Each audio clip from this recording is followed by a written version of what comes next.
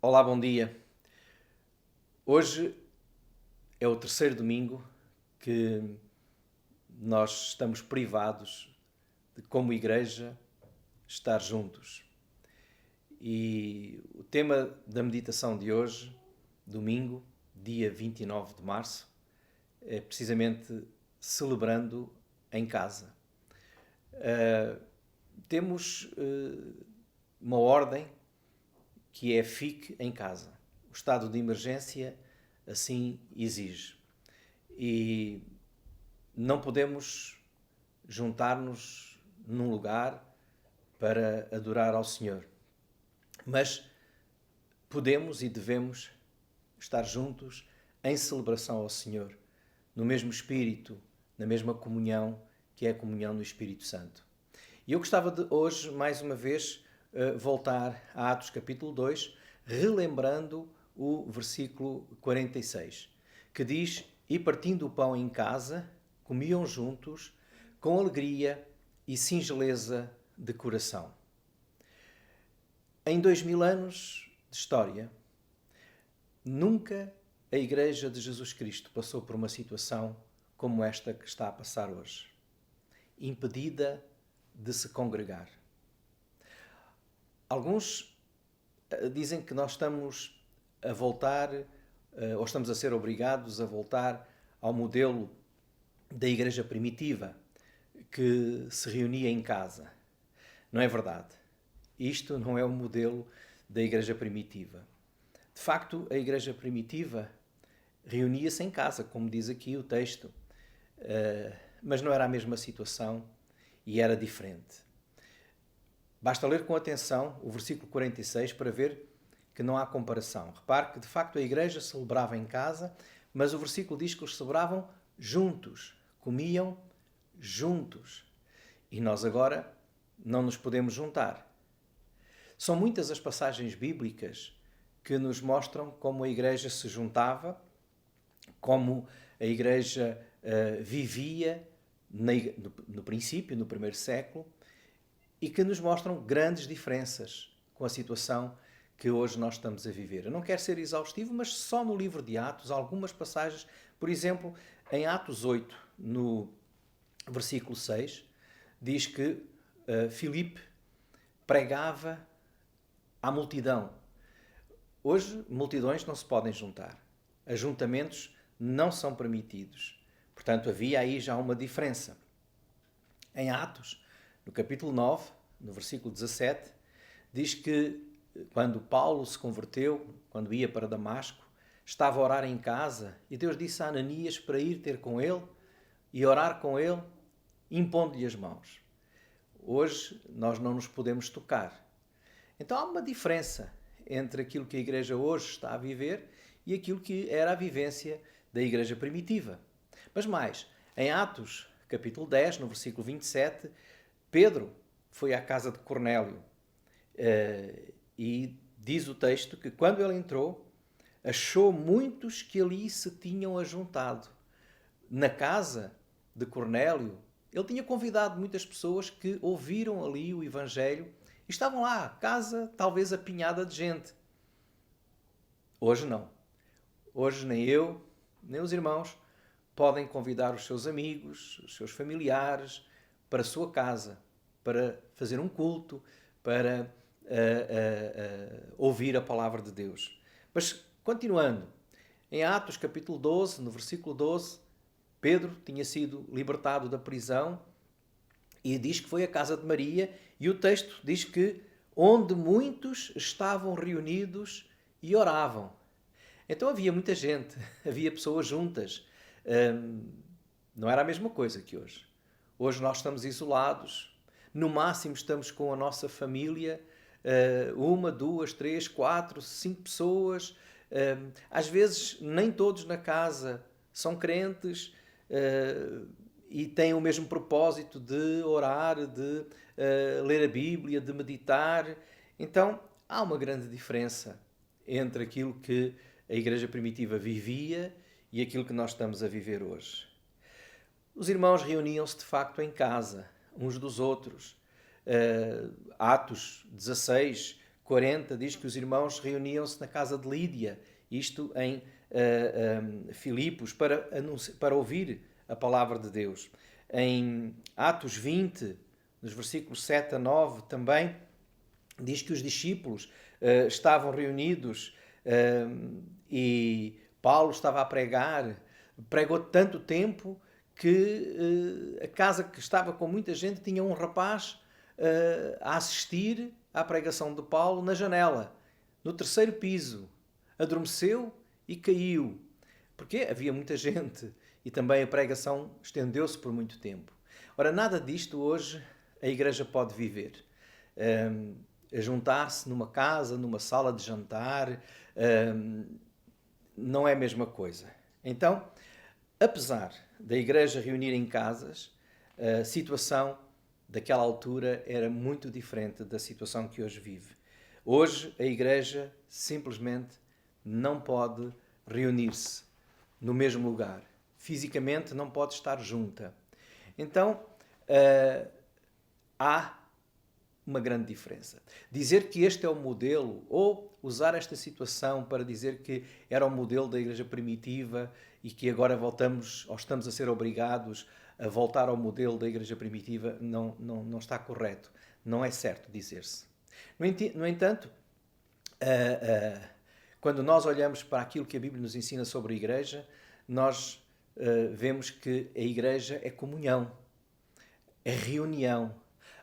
A própria palavra igreja, o sentido da palavra igreja, eclésia. Eclésia significa assembleia, significa congregação, reunião de pessoas. Portanto, onde as pessoas estão juntas. Então, porquê é que a igreja, na altura primitiva, no primeiro século, se reunia nas casas? Bom, a igreja reunia-se nas casas porque a igreja cresceu rapidamente. De um dia para o outro, eram milhares de pessoas já confessando a Cristo como seu Senhor e Salvador. Não havia estrutura, não havia igrejas construídas, igrejas no sentido de casas de oração construídas. Então as pessoas, para se juntarem, e nessa necessidade que tinham de estar juntas, de orar juntas, de ouvir a palavra, tinham que se reunir em algum lugar. Então havia sempre pessoas que abriam as suas casas e por isso, por causa desse crescimento rápido, a igreja se reunia em casas. A igreja não tinha estrutura, não tinha organização ainda, estava a adaptar-se ao seu crescimento, a organizar-se. A pouco e pouco a igreja foi estabelecendo diáconos, anciãos, presbíteros, foi-se organizando. E, por isso mesmo, tinha que se reunir em casas também. Mas o princípio era, vamos estar juntos. Não importa se era em casa, se é num lugar comprado, alugado, construído, vamos estar juntos. Esse é o sentido da igreja, estar juntos. A igreja também tinha que se reunir em casas porque nem sequer tinha tempo para construir qualquer coisa ou para arranjar um outro lugar, porque a igreja também era perseguida e muitos moviam-se de um lado para o outro. O livro de Atos diz-nos que a igreja andava dispersa por causa também da perseguição. Então, à medida que a igreja ia crescendo, à medida que os líderes iam surgindo, iam sendo instituídos, começou então a haver condições para se arranjar lugares mais fixos onde a igreja se reunia. Depois esses lugares passaram a ser chamados, por ser o lugar onde a igreja se reunia, passaram a ser chamados de igreja. Mas a igreja são as pessoas, não são os edifícios. Agora, uma coisa nós não podemos esquecer, e é isso que eu quero deixar hoje com os irmãos. Seja qual for o lugar, a situação em que nós nos encontramos, nós temos que estar juntos, porque isso é o sentido da igreja. Jesus, quando orou em João 17, ele orava pela igreja e um dos seus pedidos era para que a igreja estivesse unida, estivesse em comunhão. Nós fomos chamados para ser um corpo, fomos chamados para ser uma família, fomos chamados para ser um só em Cristo Jesus, sem diferenças, sem hierarquias, mas um em Cristo Jesus. Estamos impedidos de estar fisicamente juntos, mas louvamos a Deus porque Deus nos deu meios hoje diferentes daqueles que havia naquela altura para nós mantermos esta comunhão, para mantermos a oração, para mantermos a exposição da palavra. Damos graças a Deus pelos meios de comunicação que temos, pela internet, pelo telefone, pelo computador, por todas essas coisas que nos possibilitam. Então a Igreja tem que se adaptar neste tempo a essa situação e não deixar, porque esse é que é o princípio, não deixar a comunhão. No livro de Hebreus, no capítulo 10, versículo 23 a 27, nós encontramos uma exortação neste texto. A exortação é: não deixem de se congregar.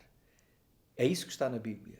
Não deixem de se congregar. Até algumas expressões dizem: não deixem a vossa congregação, como é costume de alguns. Mas a expressão significa: não deixem de se congregar. Não deixem de se juntar, de se ajuntar. E nós podemos nos ajuntar, mesmo que seja através destes meios que nos mantêm separados fisicamente, mas unidos no mesmo espírito. Em Hebreus 10, como já referi, o versículo 23 diz que o facto de estarmos juntos é fundamental para reter a confissão da nossa esperança. Ou seja, nós confessamos que esperamos em Cristo. Nós confessamos que esperamos a vinda de Cristo. Mas muitas vezes, se nós não estivermos juntos, se nós não nos fortalecermos nesta esperança, acabamos por ir morrendo ou esmorecendo nesta mesma esperança. Assim, incentivamos-nos na fé uns aos outros. É o que diz o versículo 23 de Hebreus 10. O versículo 24 diz que é importante estarmos juntos para nos estimularmos uns aos outros à prática do amor e das boas obras. Somos seres humanos e é fácil desistir, é fácil esquecer. Aliás, há um provérbio português que diz: longe da vista, longe do coração.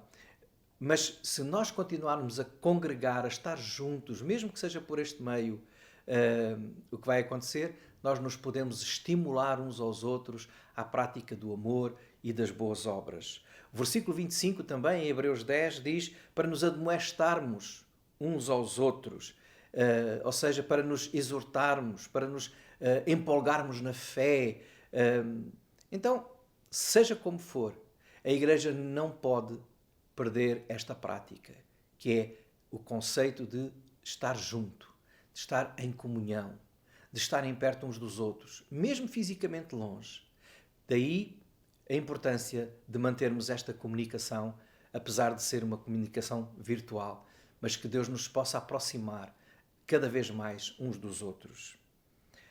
Seja num lugar a que chamamos igreja, ou templo, ou casa de oração, ou outra coisa qualquer, seja em casas particulares, ou seja através de um computador, de um telemóvel ou de outro meio qualquer. A mensagem bíblica para a Igreja é esta: não deixemos de estar juntos, porque foi para isto que nós fomos chamados. Que Deus nos abençoe e nos fortaleça na comunhão do seu Santo Espírito. Amém.